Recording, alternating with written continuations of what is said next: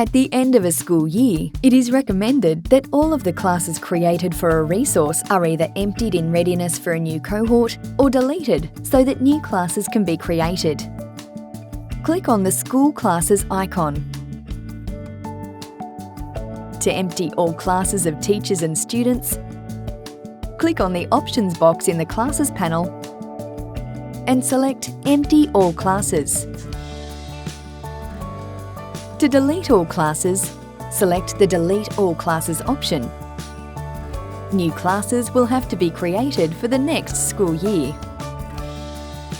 Individual classes can be emptied or deleted by clicking the Options box next to the class name and selecting Empty or Delete Class.